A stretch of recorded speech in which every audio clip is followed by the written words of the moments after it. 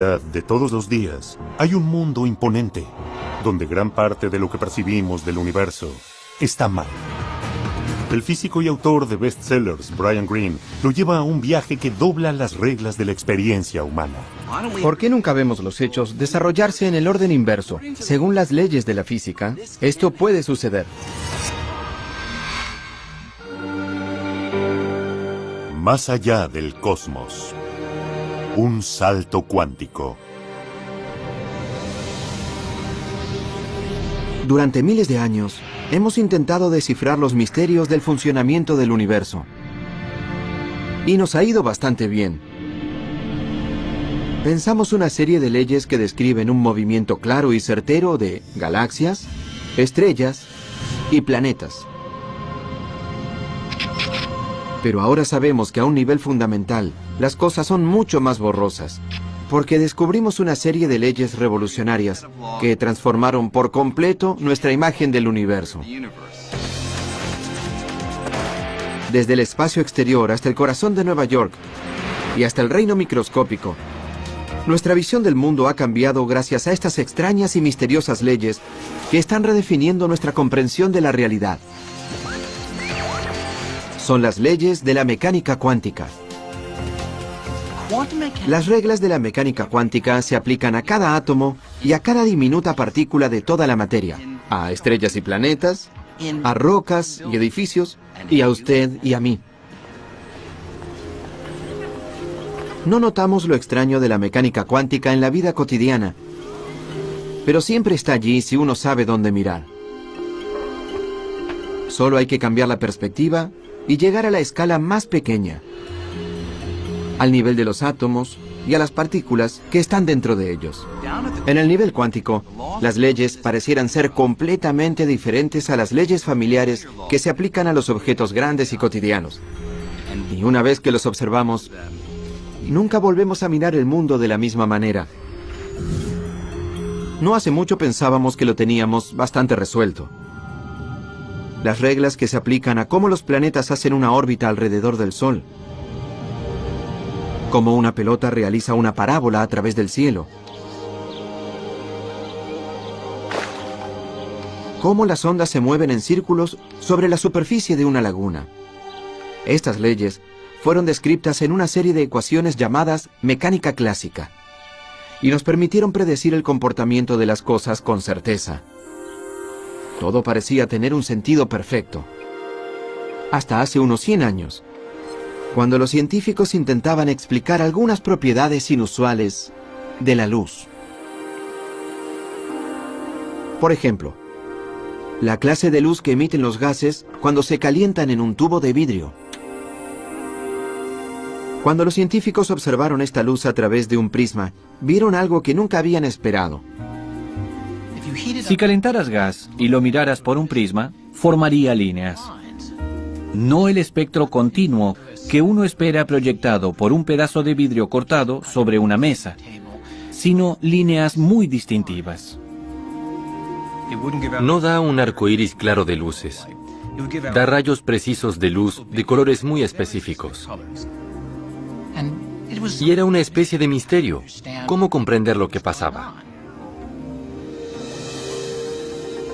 Una explicación de algunas misteriosas líneas de color llegarían de la mano de una serie de científicos radicales que al comienzo del siglo XX lidiaban con la naturaleza fundamental del mundo físico. Y algunas de las ideas más sorprendentes llegaron de la mente de Niels Bohr, un físico al que le encantaba discutir nuevas ideas jugando al ping-pong. Bohr estaba convencido de que la respuesta al misterio estaba en el corazón de la materia, en la estructura del átomo. Le pareció que los átomos se asemejaban a un sistema solar diminuto, donde partículas incluso más diminutas, llamadas electrones, orbitaban alrededor de un núcleo, del mismo modo en que los planetas orbitan alrededor del Sol. Pero Bohr propuso que, a diferencia del sistema solar, los electrones no podían moverse en cualquier órbita. Solo ciertas órbitas les estarían permitidas. Tenía una idea muy sorprendente que contrariaba por completo a la física, que es que había estados definitivos, órbitas fijas que podrían tener estos electrones y solo esas órbitas. Bohr decía que al calentarse un átomo, sus electrones se agitaban y saltaban de una órbita fija a la siguiente. Cada salto emitiría energía en formas de luz y longitudes de onda muy específicas. Y por eso los átomos producen colores muy específicos. De aquí es de donde sale la frase salto cuántico.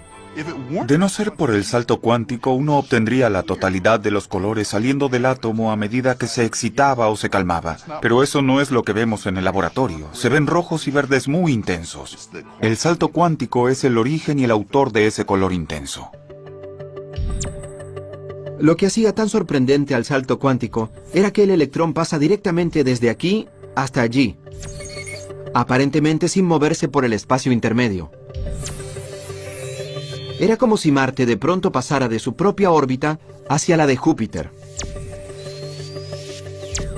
Bohr argumentaba que el salto cuántico surgía de una extraña propiedad fundamental de los electrones y de los átomos, y que su energía viene de trozos discretos que no pueden subdividirse, cantidades específicas mínimas llamadas quantum. Y por eso solo hay órbitas discretas y específicas que los electrones pueden realizar. Los electrones debían estar aquí o allí, simplemente en ningún otro lado intermedio. Y eso en la vida cotidiana no se parece a nada. Por más misterioso que pudiera ser, la evidencia rápidamente se acumuló, demostrando que Bohr tenía razón. Los electrones seguían una serie de reglas diferentes que los planetas o las pelotas de ping-pong. El descubrimiento de Bohr cambió el juego. Y con esta nueva imagen del átomo, Bohr y sus colegas se hallaron en un curso de colisión con las leyes físicas aceptadas. El salto cuántico era solo el comienzo. Pronto las radicales visiones de Bohr lo llevarían cara a cara con uno de los físicos más grandes de la historia.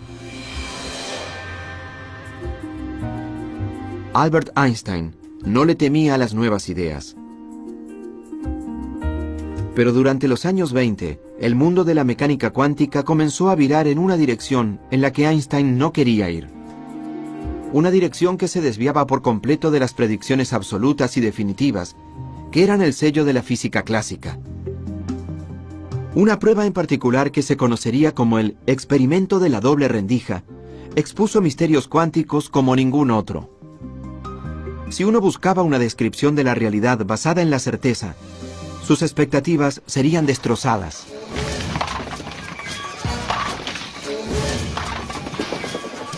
Podemos obtener una imagen bastante clara de este experimento y de cómo altera dramáticamente nuestra imagen de la realidad, realizando un experimento similar.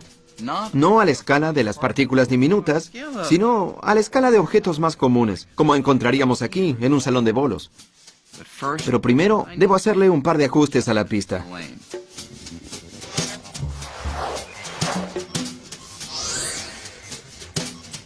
Uno esperaría que si hago rodar algunas de estas bolas por la pista, o bien nos detendrá la barrera, o pasaría por una de las rendijas y golpearíamos la pantalla de atrás.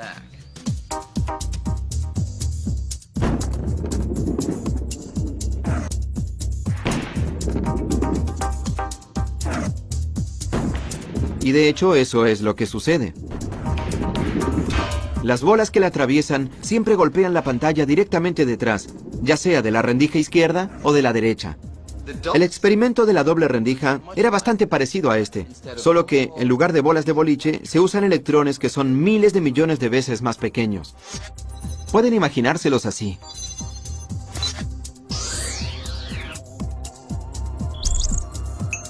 Veamos qué sucede si lanzo varias de estas pelotas. Cuando los electrones son lanzados a las dos rendijas, algo muy distinto sucede del otro lado. En lugar de golpear solo dos áreas, los electrones acaban por todas partes de la pantalla detectora, creando un patrón de rayas, incluyendo algunas justo entre las dos rendijas. El mismísimo lugar que uno creería que estaría bloqueado. Entonces, ¿qué pasa? Bien, para los físicos, incluso en los años 20, este patrón podía significar solo una cosa. Olas. Las olas hacen toda clase de cosas interesantes. cosas que las bolas de boliche nunca harían. Pueden dividirse, pueden combinarse. Si enviara una ola de agua a través de las dobles rendijas, se dividiría en dos, y luego las dos series de olas se intersectarían. Picos y valles se combinarían agrandándose en algunos lugares, haciéndose más pequeños en otros, y a veces cancelándose entre sí. Si la altura del agua corresponde al brillo de la pantalla, los picos y valles crearían una serie de rayas en lo que se conoce como un patrón de interferencia. Entonces, ¿cómo pueden los electrones, que son partículas, formar ese patrón? ¿Cómo puede un electrón único acabar en lugares en donde iría una ola? Las partículas son partículas, las olas son olas. ¿Cómo puede una partícula ser una ola? A menos que te resignes a la idea de que es una partícula y pienses, esto que yo pensaba que era una partícula en realidad era una ola. Una ola en un océano no es una partícula. El océano está hecho de partículas. Las olas del océano no son partículas. Y las rocas no son olas. Las rocas son rocas. Así que la roca es un ejemplo de la partícula. Una ola en el océano es un ejemplo de una ola en el océano. Y ahora alguien te dice que una roca es como una ola en el océano. ¿Qué? En los años 20, cuando se realizó por primera vez una versión de este experimento, los científicos luchaban por entender el comportamiento de la ola.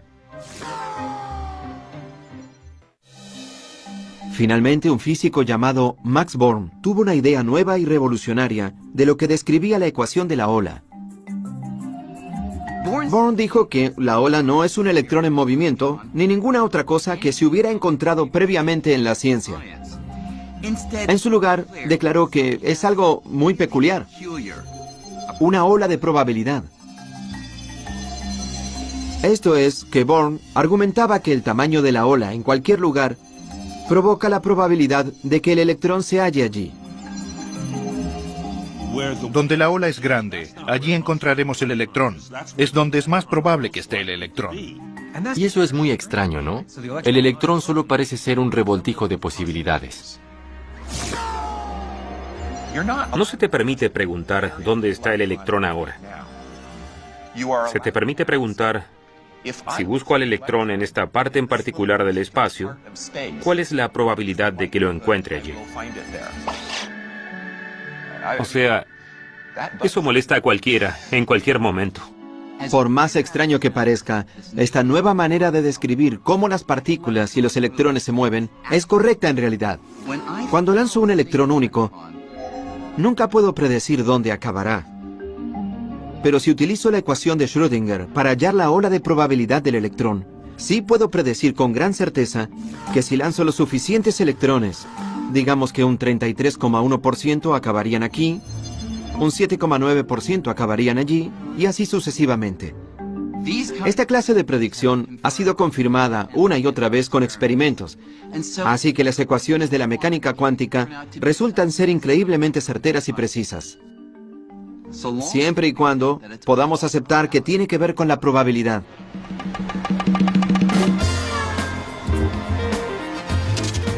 Si creen que la probabilidad quiere decir que están reducidos a adivinar, los casinos de Las Vegas están listos para probar que se equivocan.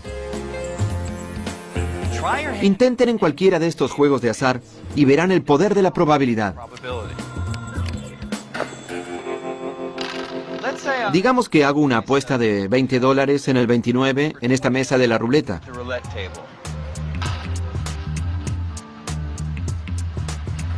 La casa no sabe si ganaré en esta ronda, la siguiente o la siguiente. 1. Pero sí conoce la probabilidad de que gane. Y en este juego es de 1 en 38. 21.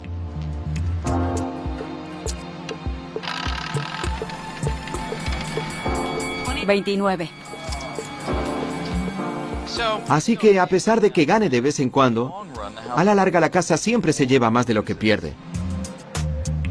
El punto es que la casa no tiene que conocer el resultado de ningún juego de naipes, de dados o de la ruleta.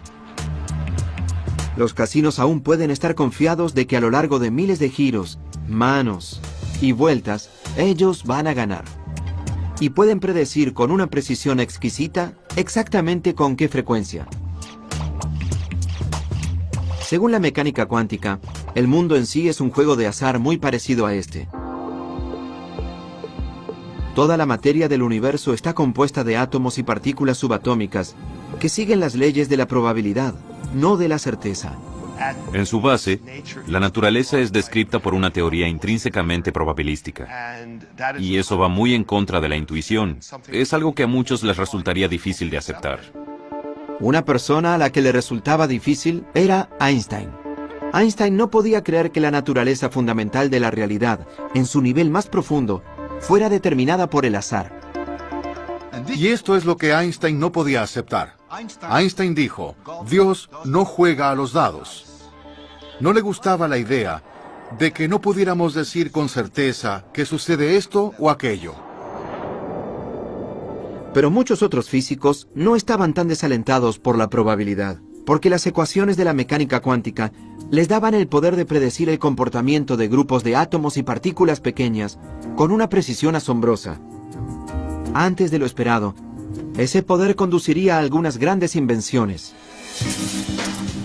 Láseres, transistores, circuitos integrados, el campo entero de la electrónica.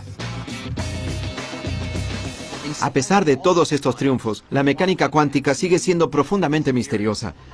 Hace que todo esto funcione, pero aún no respondimos preguntas básicas formuladas por Albert Einstein en los años 20 y 30.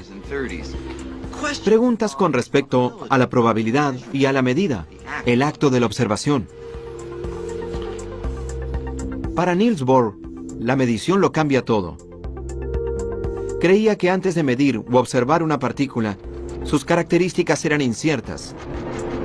Por ejemplo, un electrón en el experimento de la doble rendija. Antes de que el detector de atrás pueda señalar su ubicación, podría estar casi en cualquier lado con un rango enorme de posibilidades. Hasta el momento en que lo observas. Y solo en ese momento desaparecerá la incertidumbre de la ubicación.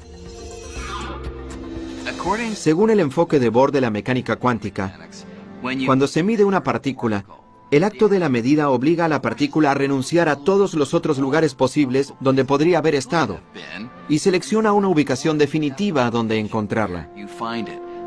El acto de la medida es lo que obliga a las partículas a tomar esa decisión.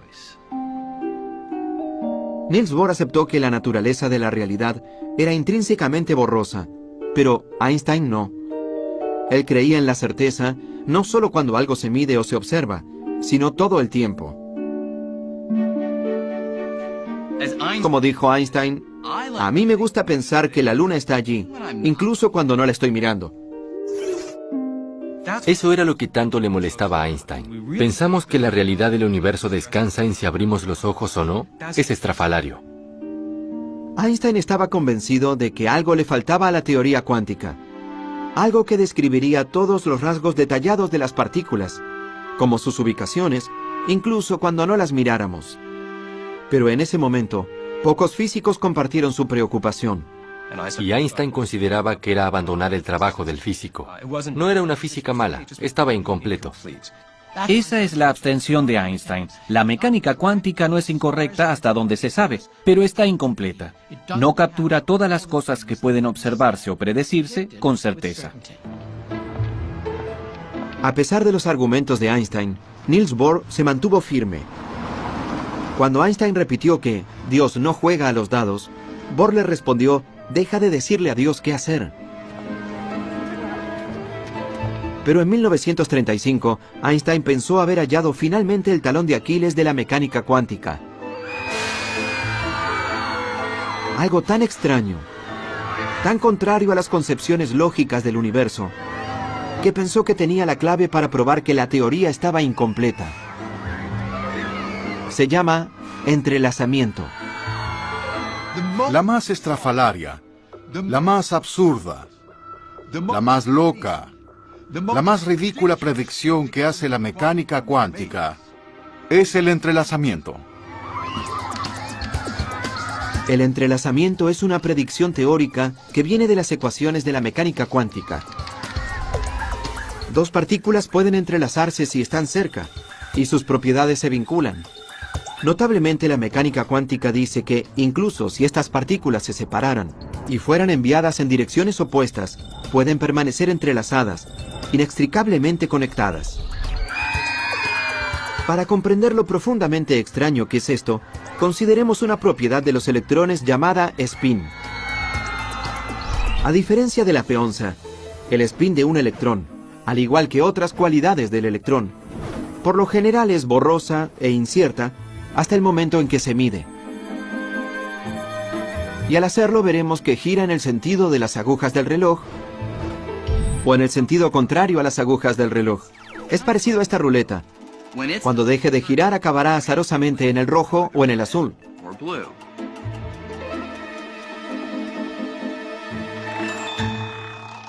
Ahora imaginen una segunda ruleta. Si estas dos ruletas se comportan como dos electrones entrelazados, entonces, cada vez que uno acabe en el rojo, está garantizado que el otro acabará en el azul. Y viceversa. Ahora, como las ruletas no están entrelazadas, que suceda eso sería sospechoso. Pero la mecánica cuántica de Niels Bohr y sus colegas llegaron incluso más lejos, prediciendo que si una del par estaba lejos, incluso en la Luna, sin cables ni transmisores que las conecten, aun si miráramos una y la encontráramos en rojo, la otra seguramente estaría en azul. En otras palabras, si midiéramos una partícula aquí, no solo la afectaríamos a ella, sino que la medida también afectaría a su compañera entrelazada, sin importar lo distante que esté. Para Einstein, esta clase de conexión rara y de alto rango entre ruletas que giran o partículas era tan absurda que la llamó fantasmagórica. Acción fantasmal a distancia. Lo sorprendente es que cuando mides una partícula, afectas el estado de la otra partícula. Cambias su estado. No hay fuerzas o poleas ni cables de teléfono. No hay nada que las conecte. ¿Cómo puede ser que mi acción aquí se relacione con lo que sucede allí? Así que no hay modo en la que puedan comunicarse entre sí. Así que es completamente estrafalario. Y es algo de lo que Einstein se dio cuenta en 1935. Einstein no podía aceptar que el entrelazamiento funcionara de esta manera, convenciéndose de que solo la matemática era rara, no la realidad.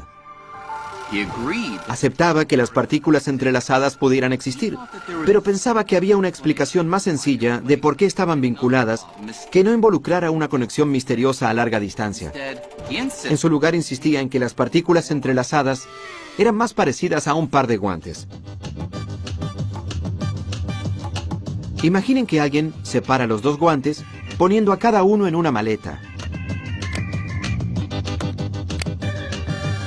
Luego, esa persona me entrega una de esas maletas y envía la otra maleta a la Antártida.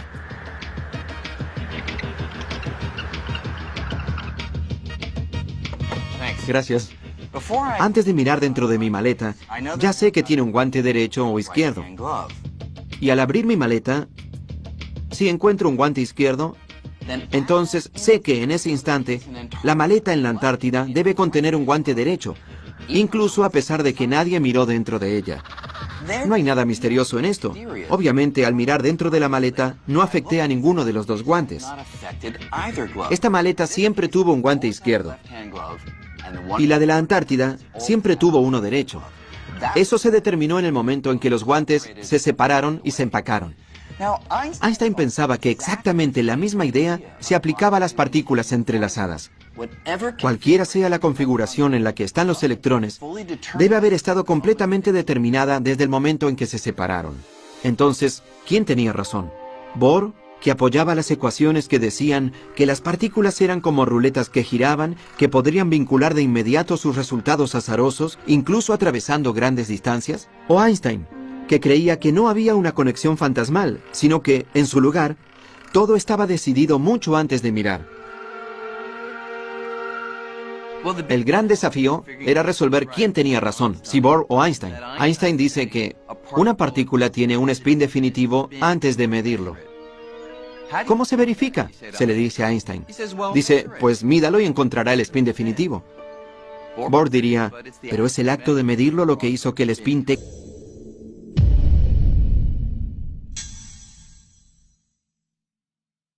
ese estado definitivo. Nadie sabía cómo resolver el problema. Toda la cuestión acabó considerándose filosofía, no ciencia. En 1955, Einstein murió, aún convencido de que la mecánica cuántica ofrecía, como mucho, una imagen incompleta de la realidad.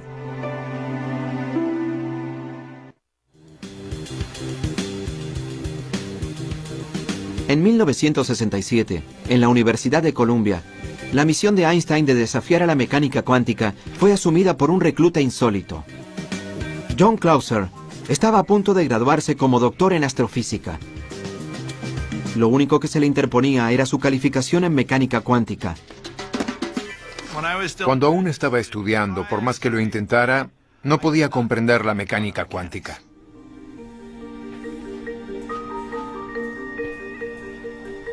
Clauser se preguntó si Einstein podría estar en lo cierto cuando hizo un descubrimiento que cambió su vida.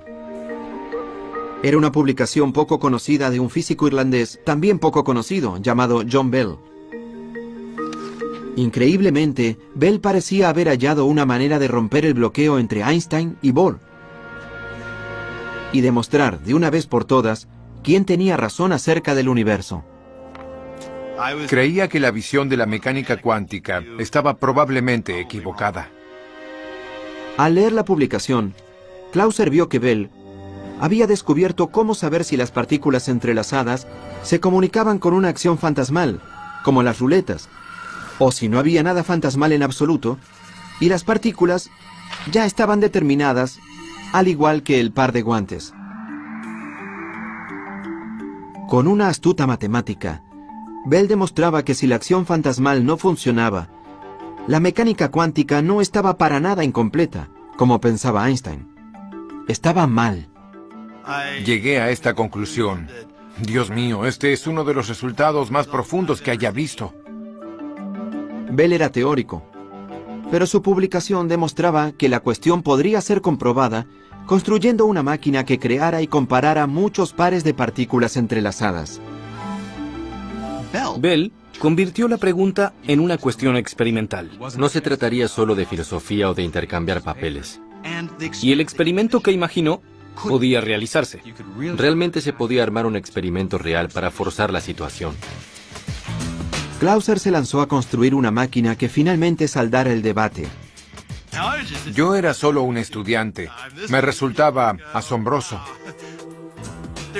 Siempre está la sutil posibilidad de que encuentres un resultado que sacuda al mundo.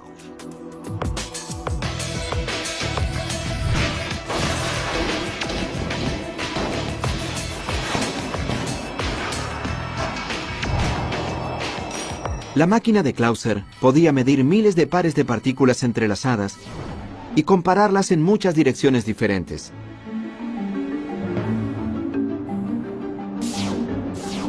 A medida que los resultados comenzaron a llegar, Clauser se sorprendió y no se alegró.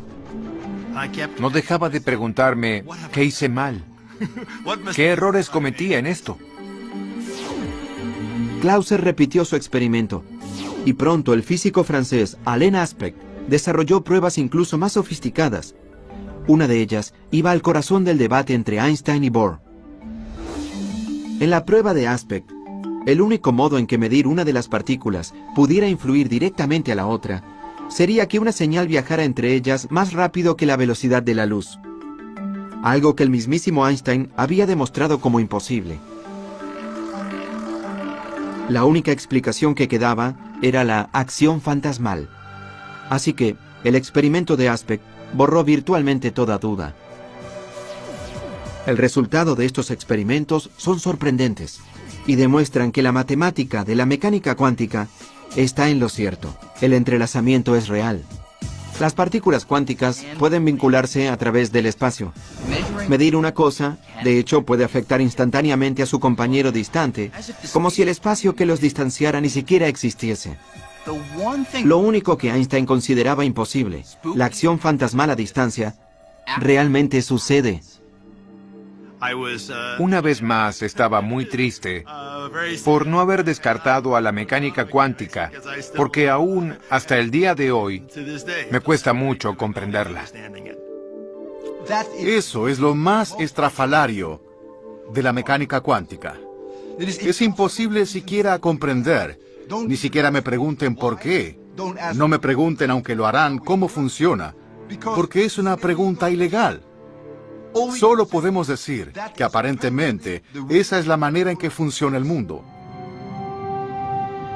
Así que, si aceptamos que el mundo realmente funciona de esta extraña manera, ¿podríamos aprovechar la acción fantasmal a distancia del entrelazamiento para hacer algo útil? Pues, un sueño ha sido, de algún modo, transportar a la gente y las cosas de un lugar al otro sin atravesar el espacio que los separa. En otras palabras, la teletransportación. Teletranspórtame. Energizar. Energizando. En Viaje a las Estrellas, la teletransportación siempre lucía muy conveniente. Parece pura ciencia ficción, pero ¿podría posibilitarlo el entrelazamiento? Extraordinariamente, ya se están haciendo pruebas aquí, en las Islas Canarias, cerca de la costa africana. Hacemos los experimentos aquí en las Islas Canarias porque tienes 2 observatorios. Y después de todo, es un buen ambiente.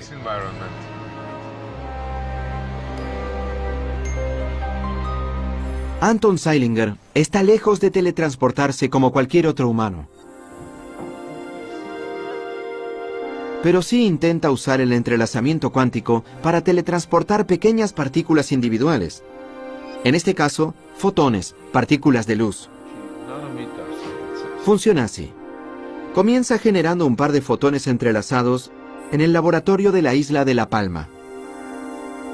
Un fotón entrelazado permanece en La Palma, mientras que el otro es enviado por un telescopio láser a la isla de Tenerife, a 144 kilómetros de distancia.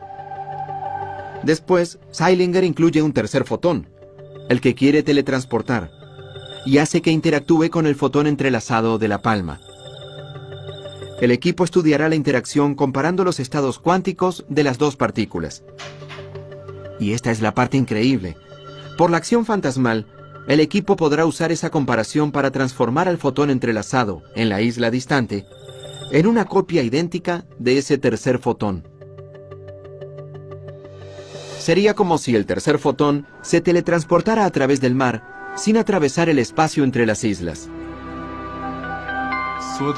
Extraemos la información que lleva el original y hacemos un nuevo original allí.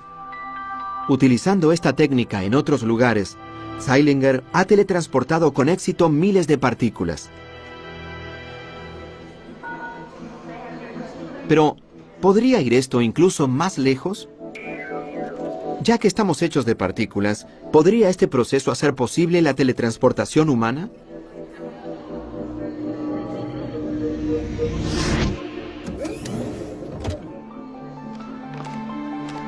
Bienvenida a Nueva York. Digamos que quiero ir a almorzar a París. Pues, en teoría, el entrelazamiento podría algún día hacer que eso sea posible. Esto es lo que necesito.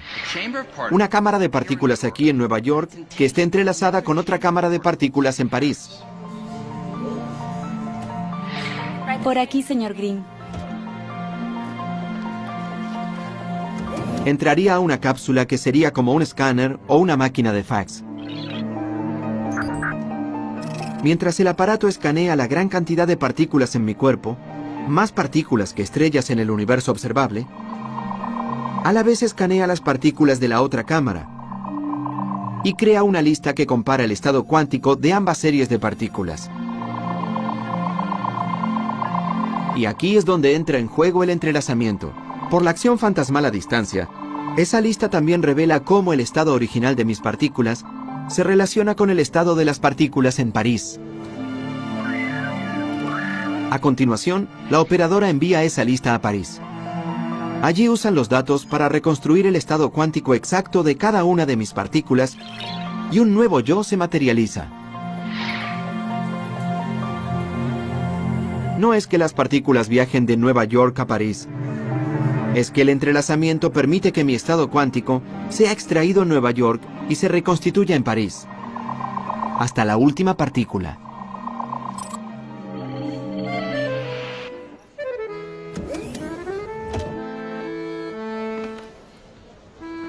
Bonjour, Monsieur Green. Hola. Así que aquí estoy, en París, una réplica exacta de mí mismo. Y mejor que sea así, porque medir el estado cuántico de todas mis partículas en Nueva York ha destruido a mi yo original. En el protocolo de teletransportación cuántica, se requiere que lo que sea transportado sea destruido en el proceso.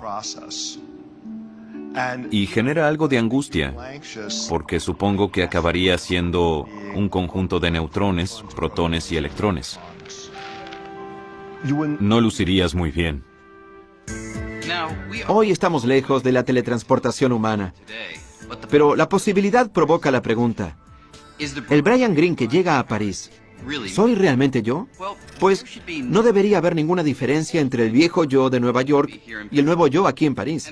Y la razón es que, según la mecánica cuántica, no son las partículas físicas lo que hacen que yo sea yo, sino la información que contienen estas partículas. Y esa información fue teletransportada exactamente. Todos los trillones y trillones de partículas que componen mi cuerpo. Es un tema filosófico muy profundo. Si lo que llega a la estación de recepción es el original o no. Mi postura es que con original nos referimos a algo que tenga todas las propiedades del original.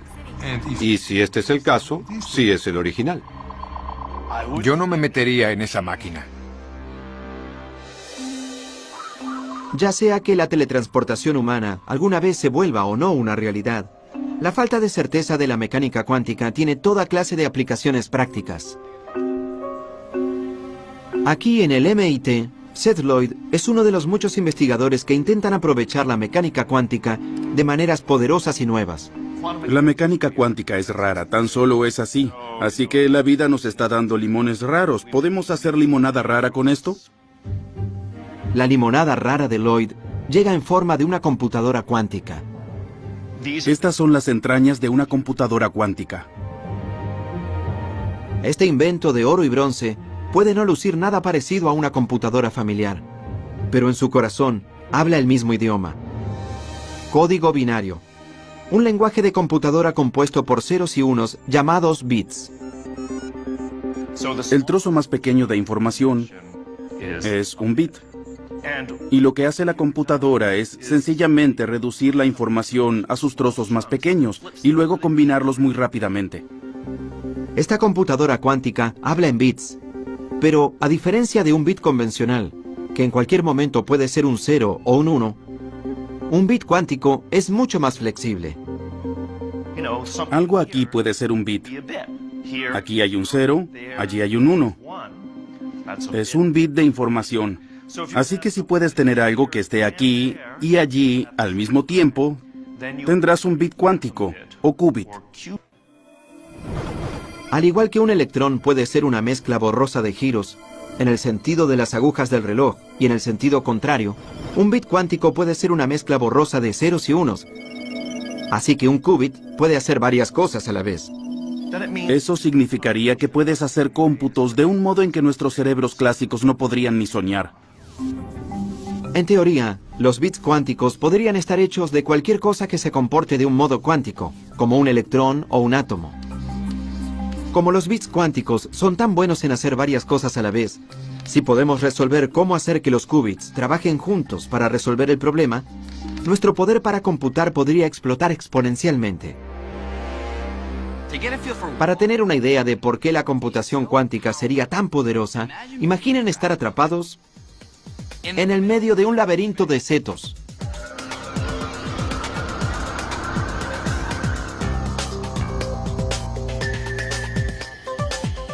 Lo que uno quiere es hallar la salida lo más rápido posible. El problema es que hay muchas opciones. Y solo puedo probarlas una por vez. Esto significa que voy a llegar a muchos resultados infructuosos. Iré a muchos callejones sin salidas. Y daré muchas vueltas equivocadas antes de finalmente tener suerte y encontrar la salida. Y así es como resuelven los problemas las computadoras de hoy. Aunque lo hacen muy rápidamente, solo realizan una tarea a la vez. Del mismo modo, yo solo puedo investigar un camino a la vez en el laberinto. Pero si pudiera probar todas las posibilidades a la vez, sería diferente. Y así es como funciona la computación cuántica. Ya que las partículas pueden, de algún modo, estar en varios lugares a la vez, la computadora podría investigar una enorme cantidad de caminos o soluciones a la vez y encontrar la correcta en un parpadeo. Un laberinto como este solo tiene un número limitado de caminos que explorar, así que una computadora convencional podría encontrar la salida bastante rápido. Pero imaginen un problema con millones o miles de millones de variables, como predecir el clima con mucha antelación. Podríamos predecir desastres naturales como terremotos o tornados. Resolver esta clase de problemas ahora sería imposible, porque se necesitaría una computadora ridículamente enorme. Pero una computadora cuántica podría hacer este trabajo con solo algunos cientos de átomos. Así que el cerebro de esa computadora sería más pequeño que un grano de arena. Sin dudas, estamos mejorando cada vez más en aprovechar el poder del mundo cuántico. Y quién sabe a dónde podría llevarnos. Pero no podemos olvidar que en el corazón de esta teoría que nos ha dado tanto, sigue habiendo un enorme agujero. Todo lo raro del nivel cuántico, a la escala de átomos y partículas, ¿a dónde se dirige? ¿Por qué las cosas en el mundo cuántico pueden permanecer en un estado de incertidumbre, aparentemente estando un poco aquí y un poco allí, mientras que tú y yo, que, después de todo, estamos hechos de átomos y partículas, parecemos estar siempre atascados en un estado único y definitivo? Nosotros siempre estamos o aquí o allí.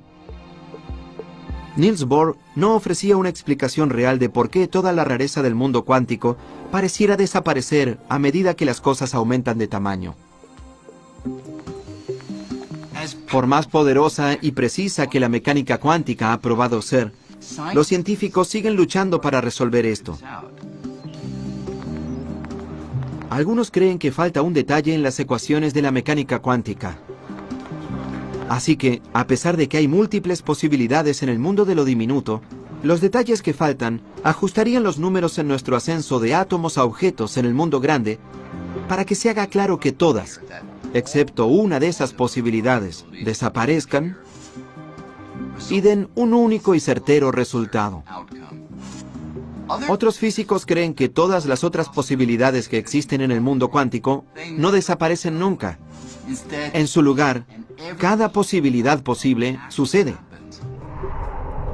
Solo que la mayoría sucede en otros universos, paralelos al nuestro. Es una idea alucinante, pero la realidad podría ir más allá del universo único que vemos todos, y estar constantemente ramificándose, creando nuevos mundos alternativos donde todas las posibilidades se desarrollan. Esta es la frontera de la mecánica cuántica, y nadie sabe a dónde nos llevará. El mismísimo hecho de que nuestra realidad sea más grandiosa, mucho más extraña y misteriosa de lo que pensábamos, es para mí también muy hermosa e imponente. La belleza de la ciencia es que permite aprender cosas que van más allá de tus más grandes sueños. Y la mecánica cuántica es el epítome de eso. Después de aprender mecánica cuántica, nunca vuelves a ser el mismo. Por más extraña que pudiera ser la mecánica cuántica, lo que es claro ahora es que no hay barreras entre los mundos de lo pequeño y de lo grande. En su lugar, estas leyes se aplican en todos lados, y es solo que los rasgos raros son más aparentes cuando las cosas son pequeñas. Así que el descubrimiento de la mecánica cuántica ha revelado una realidad, nuestra realidad, que es tan asombrosa como emocionante, y nos acercó mucho más a entender por completo la tela del cosmos.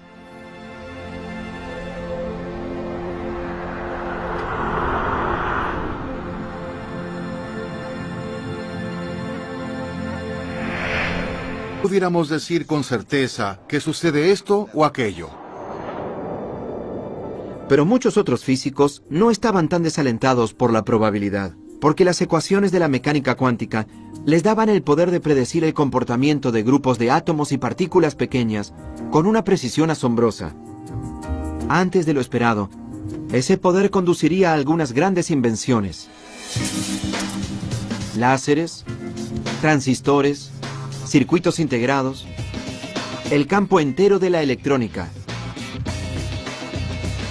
A pesar de todos estos triunfos, la mecánica cuántica sigue siendo profundamente misteriosa. Hace que todo esto funcione, pero aún no respondimos preguntas básicas formuladas por Albert Einstein en los años 20 y 30. Preguntas con respecto a la probabilidad y a la medida, el acto de la observación. Para Niels Bohr, la medición lo cambia todo. Creía que antes de medir o observar una partícula, sus características eran inciertas. Por ejemplo, un electrón en el experimento de la doble rendija. Antes de que el detector de atrás pueda señalar su ubicación, podría estar casi en cualquier lado con un rango enorme de posibilidades. Hasta el momento en que lo observas. Y solo en ese momento desaparecerá la incertidumbre de la ubicación. Según el enfoque de Bohr de la mecánica cuántica, cuando se mide una partícula, el acto de la medida obliga a la partícula a renunciar a todos los otros lugares posibles donde podría haber estado y selecciona una ubicación definitiva donde encontrarla. El acto de la medida es lo que obliga a las partículas a tomar esa decisión. Niels Bohr aceptó que la naturaleza de la realidad era intrínsecamente borrosa, pero Einstein no. Él creía en la certeza no solo cuando algo se mide o se observa, sino todo el tiempo. Como dijo Einstein, a mí me gusta pensar que la luna está allí, incluso cuando no la estoy mirando. Eso era lo que tanto le molestaba a Einstein. ¿Pensamos que la realidad del universo descansa en si abrimos los ojos o no? Es estrafalario. Einstein estaba convencido de que algo le faltaba a la teoría cuántica. Algo que describiría todos los rasgos detallados de las partículas, como sus ubicaciones, incluso cuando no las miráramos. Pero en ese momento, pocos físicos compartieron su preocupación. Y Einstein consideraba que era abandonar el trabajo del físico. No era una física mala, estaba incompleto. Esa es la abstención de Einstein. La mecánica cuántica no es incorrecta hasta donde se sabe, pero está incompleta. No captura todas las cosas que pueden observarse o predecirse con certeza. De transportación humana. Pero la posibilidad provoca la pregunta. ¿El Brian Greene que llega a París, soy realmente yo? Pues no debería haber ninguna diferencia entre el viejo yo de Nueva York y el nuevo yo aquí en París. Y la razón es que, según la mecánica cuántica, no son las partículas físicas lo que hacen que yo sea yo, sino la información que contienen estas partículas. Y esa información fue teletransportada exactamente.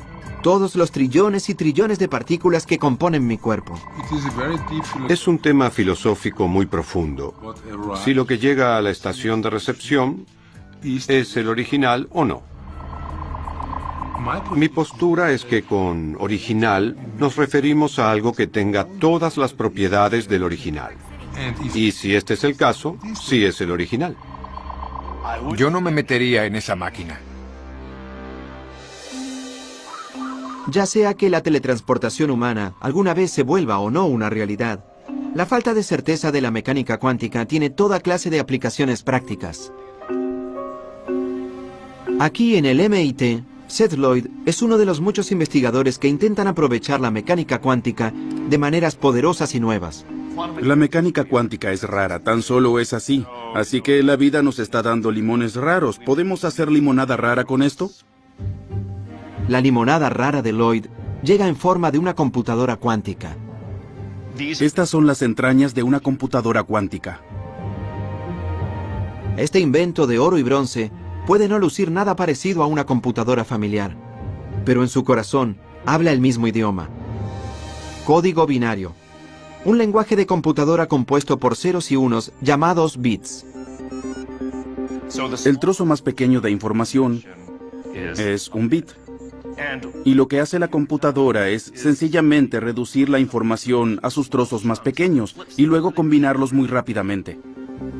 Esta computadora cuántica habla en bits, pero a diferencia de un bit convencional, que en cualquier momento puede ser un 0 o un 1, un bit cuántico es mucho más flexible.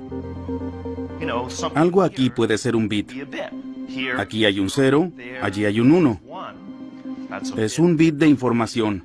Así que si puedes tener algo que esté aquí y allí al mismo tiempo, tendrás un bit cuántico o qubit. Al igual que un electrón puede ser una mezcla borrosa de giros, en el sentido de las agujas del reloj y en el sentido contrario, un bit cuántico puede ser una mezcla borrosa de ceros y unos. Así que un qubit puede hacer varias cosas a la vez. Eso significaría que puedes hacer cómputos de un modo en que nuestros cerebros clásicos no podrían ni soñar. En teoría, los bits cuánticos podrían estar hechos de Los observatorios. Y después de todo, es un buen ambiente.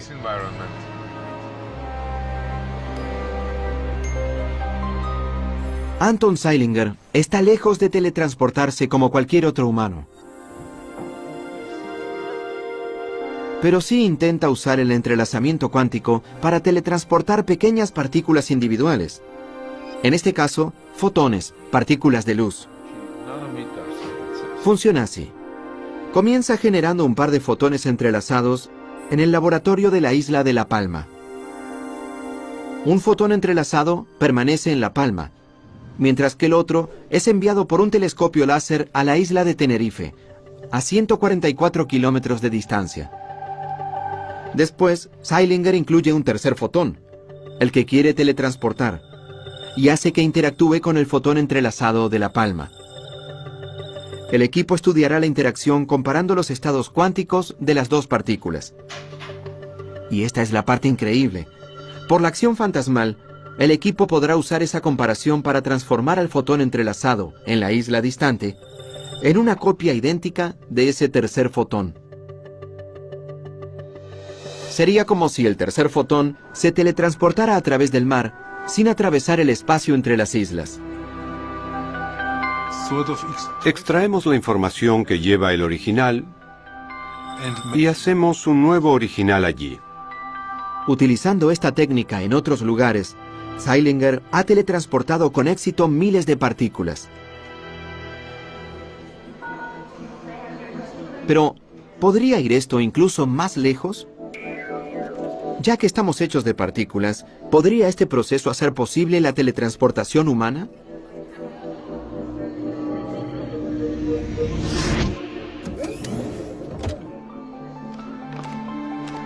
Bienvenida a Nueva York. Digamos que quiero ir a almorzar a París. Pues, en teoría, el entrelazamiento podría algún día hacer que eso sea posible. Esto es lo que necesito. Una cámara de partículas aquí en Nueva York que esté entrelazada con otra cámara de partículas en París. Por aquí, señor Green. Entraría a una cápsula que sería como un escáner o una máquina de fax. Mientras el aparato escanea la gran cantidad de partículas en mi cuerpo, más partículas que estrellas en el universo observable, a la vez escanea las partículas de la otra cámara y crea una lista que compara el estado cuántico de ambas series de partículas. Y aquí es donde entra en juego el entrelazamiento. Por la acción fantasmal a distancia, esa lista también funciona así. Comienza generando un par de fotones entrelazados en el laboratorio de la isla de La Palma. Un fotón entrelazado permanece en La Palma, mientras que el otro es enviado por un telescopio láser a la isla de Tenerife, a 144 kilómetros de distancia. Después, Zeilinger incluye un tercer fotón, el que quiere teletransportar, y hace que interactúe con el fotón entrelazado de La Palma. El equipo estudiará la interacción comparando los estados cuánticos de las dos partículas. Y esta es la parte increíble.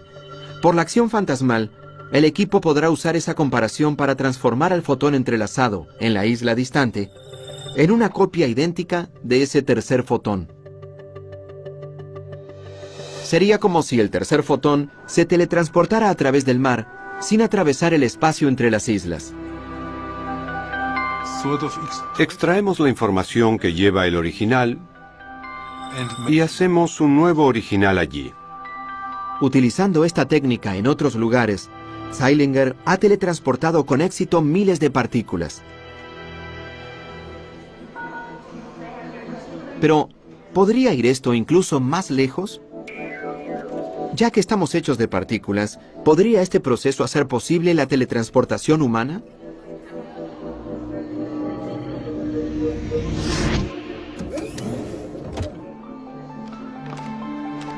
Bienvenida a Nueva York. Digamos que quiero ir a almorzar a París. Pues, en teoría, el entrelazamiento podría algún día hacer que eso sea posible. Esto es lo que necesito. Una cámara de partículas aquí en Nueva York que esté entrelazada con otra cámara de partículas en París. Por aquí, señor Green.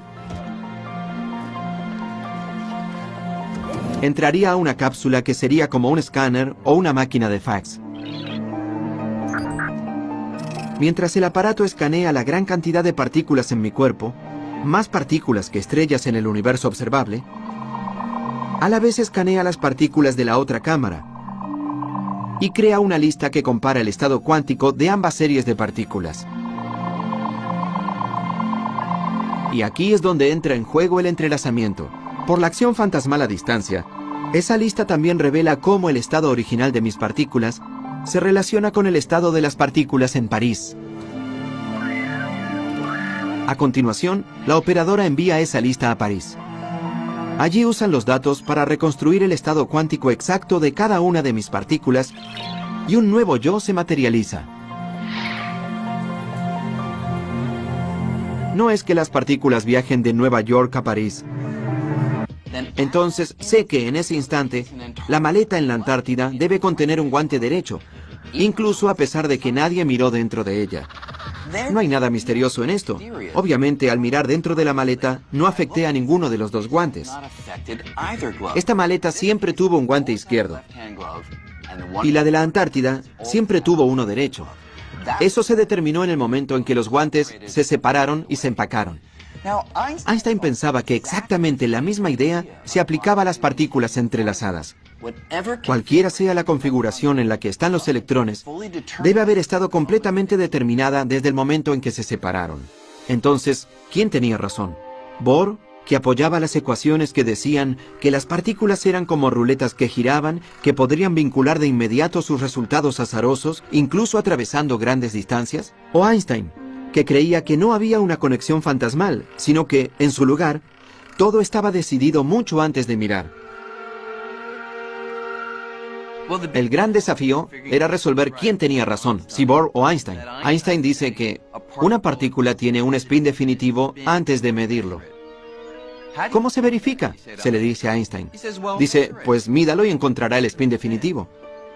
Bohr diría, pero es el acto de medirlo lo que hizo que el spin tenga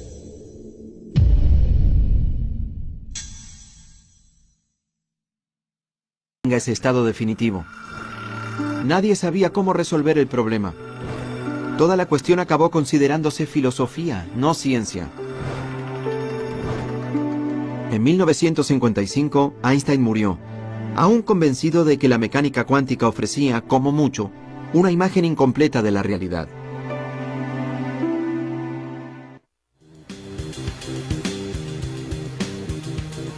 En 1967, en la Universidad de Columbia, la misión de Einstein de desafiar a la mecánica cuántica fue asumida por un recluta insólito. John Clauser estaba a punto de graduarse como doctor en astrofísica. Lo único que se le interponía era su calificación en mecánica cuántica. Cuando aún estaba estudiando, por más que lo intentara, no podía comprender la mecánica cuántica.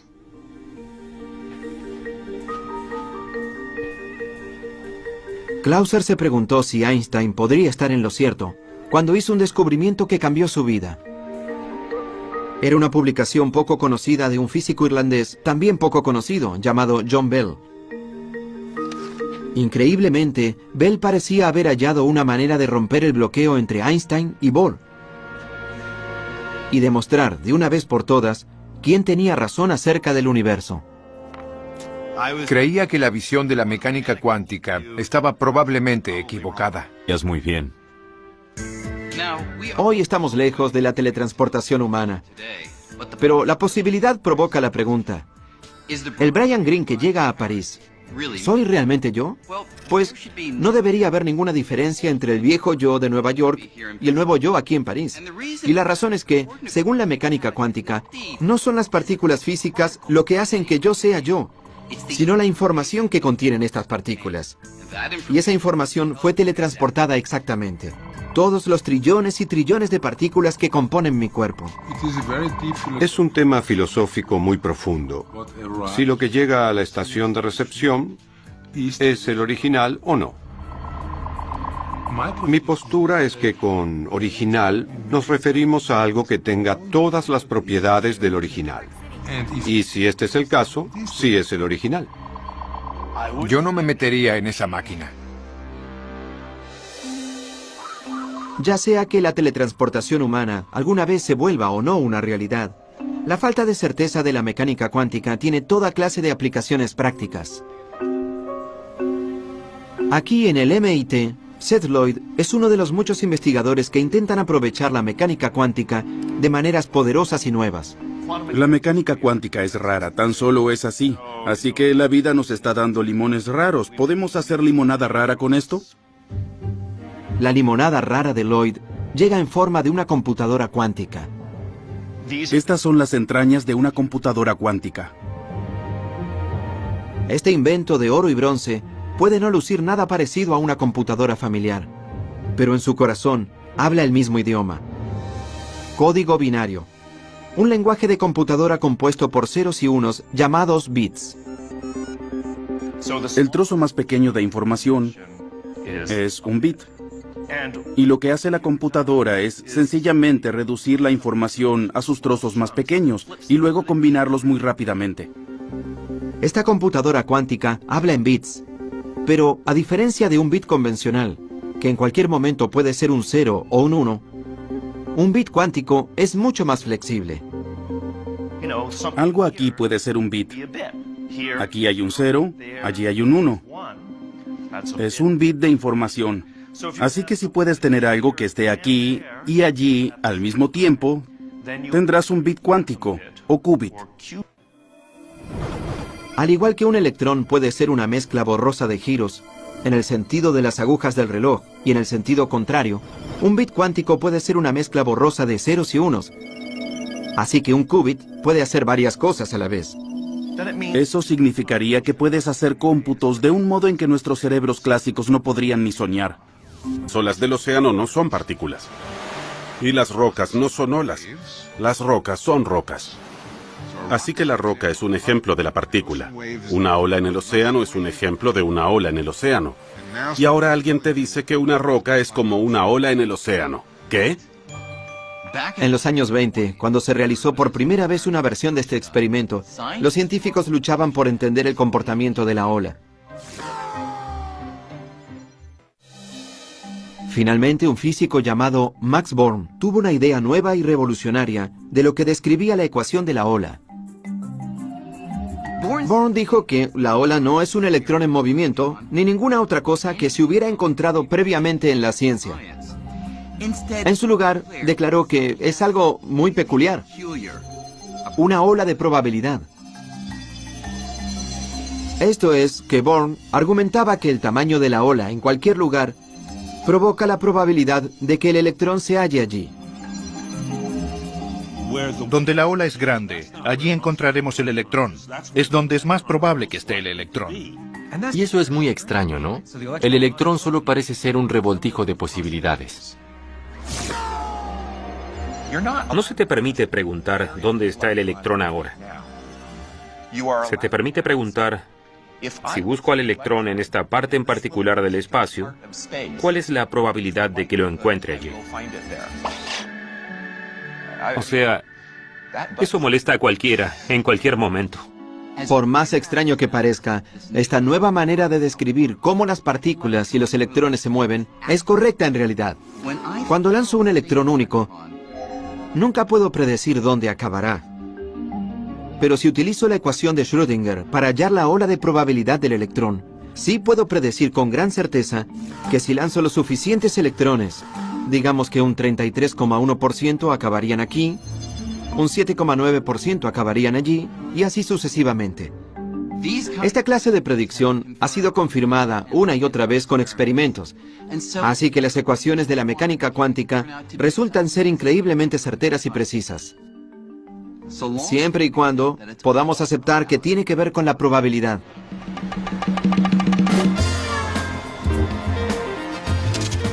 Si creen que la probabilidad quiere decir que están reducidos a adivinar, los casinos de Las Vegas están listos para probar que se equivocan. Intenten en cualquiera de estos juegos de azar y verán el poder de la probabilidad. Digamos que hago una apuesta de $20 en el 29 en esta mesa de la ruleta.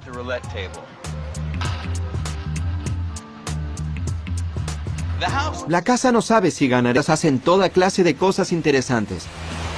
Cosas que las bolas de boliche nunca harían. Pueden dividirse, pueden combinarse.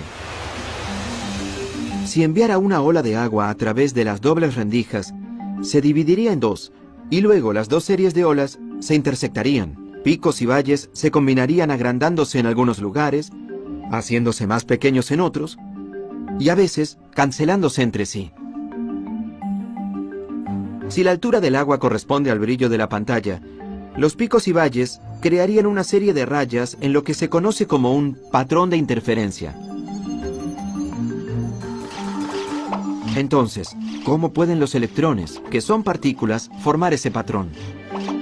¿Cómo puede un electrón único acabar en lugares en donde iría una ola? Las partículas son partículas, las olas son olas. ¿Cómo puede una partícula ser una ola? A menos que te resignes a la idea de que es una partícula y pienses, esto que yo pensaba que era una partícula en realidad era una ola. Una ola en un océano no es una partícula. El océano está hecho de partículas. Las olas del océano no son partículas. Y las rocas no son olas. Las rocas son rocas. Así que la roca es un ejemplo de la partícula. Una ola en el océano es un ejemplo de una ola en el océano. Y ahora alguien te dice que una roca es como una ola en el océano. ¿Qué? En los años 20, cuando se realizó por primera vez una versión de este experimento, los científicos luchaban por entender el comportamiento de la ola. Finalmente, un físico llamado Max Born tuvo una idea nueva y revolucionaria de lo que describía la ecuación de la ola. Born dijo que la ola no es un electrón en movimiento, ni ninguna otra cosa que se hubiera encontrado previamente en la ciencia. En su lugar, declaró que es algo muy peculiar, una ola de probabilidad. Esto es que Born argumentaba que el tamaño de la ola en cualquier lugar provoca la probabilidad de que el electrón se halle allí. Donde la ola es grande, allí encontraremos el electrón. Es donde es más probable que esté el electrón. Y eso es muy extraño, ¿no? El electrón solo parece ser un revoltijo de posibilidades. No se te permite preguntar dónde está el electrón ahora. Se te permite preguntar, si busco al electrón en esta parte en particular del espacio, ¿cuál es la probabilidad de que lo encuentre allí? O sea, eso molesta a cualquiera, en cualquier momento. Por más extraño que parezca, esta nueva manera de describir cómo las partículas y los electrones se mueven es correcta en realidad. Cuando lanzo un electrón único, creía que la visión de la mecánica cuántica estaba probablemente equivocada. Al leer la publicación, Clauser vio que Bell había descubierto cómo saber si las partículas entrelazadas se comunicaban con una acción fantasmal, como las ruletas, o si no había nada fantasmal en absoluto, y las partículas ya estaban determinadas, al igual que el par de guantes. Con una astuta matemática, Bell demostraba que si la acción fantasmal no funcionaba, la mecánica cuántica no estaba para nada incompleta, como pensaba Einstein. Estaba mal. Llegué a esta conclusión. Dios mío, este es uno de los resultados más profundos que haya visto. Bell era teórico. Pero su publicación demostraba que la cuestión podría ser comprobada construyendo una máquina que creara y comparara muchos pares de partículas entrelazadas. Bell convirtió la pregunta en una cuestión experimental. No se trataría solo de filosofía o de intercambiar papeles. Y el experimento que imaginó podía realizarse.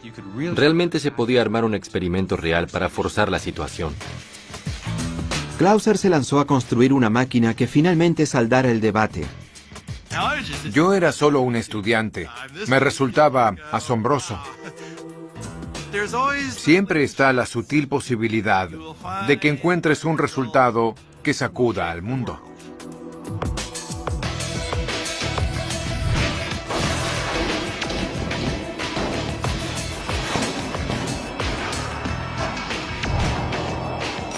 La máquina de Clauser podía medir miles de pares de partículas entrelazadas y compararlas en muchas direcciones diferentes.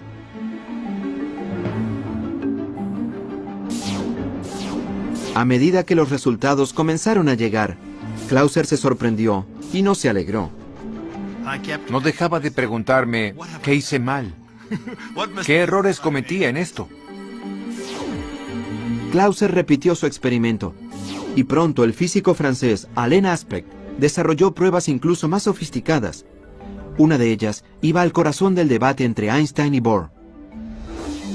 En la prueba de Aspect, el único modo en que medir una de las partículas pudiera influir directamente a la otra sería que una señal viajara entre ellas más rápido que la velocidad de la luz, algo que el mismísimo Einstein había demostrado como imposible. La única explicación que quedaba era la acción fantasmal. Así que el experimento de Aspect borró virtualmente toda duda.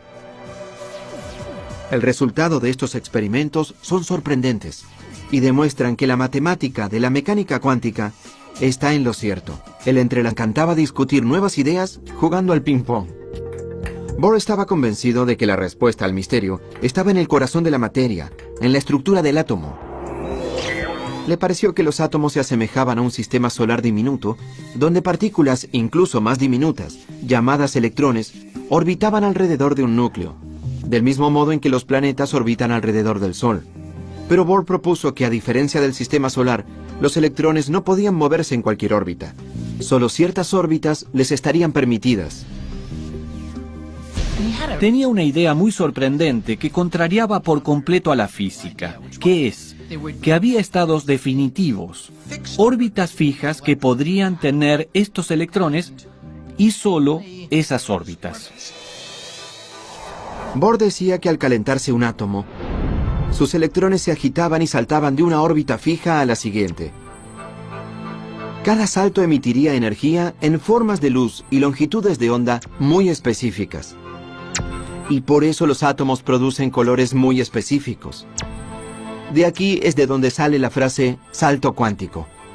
De no ser por el salto cuántico, uno obtendría la totalidad de los colores saliendo del átomo a medida que se excitaba o se calmaba. Pero eso no es lo que vemos en el laboratorio. Se ven rojos y verdes muy intensos. El salto cuántico es el origen y el autor de ese color intenso. Lo que hacía tan sorprendente al salto cuántico era que el electrón pasa directamente desde aquí hasta allí, aparentemente sin moverse por el espacio intermedio. Era como si Marte de pronto pasara de su propia órbita hacia la de Júpiter. Bohr argumentaba que el salto cuántico surgía de una extraña propiedad fundamental de los electrones y de los átomos, y que su energía viene de trozos discretos que no pueden subdividirse, cantidades específicas mínimas llamadas quantum. Y por eso solo hay órbitas discretas y específicas que los electrones pueden realizar. Los electrones debían estar aquí o allí, simplemente en ningún otro lado intermedio. Y eso en la vida cotidiana no se parece a nada. Por más misterioso que pudiera ser, la evidencia rápidamente se acumuló, demostrando que Bohr tenía razón. Los electrones seguían una serie de reglas diferentes que los planetas o las pelotas de ping-pong.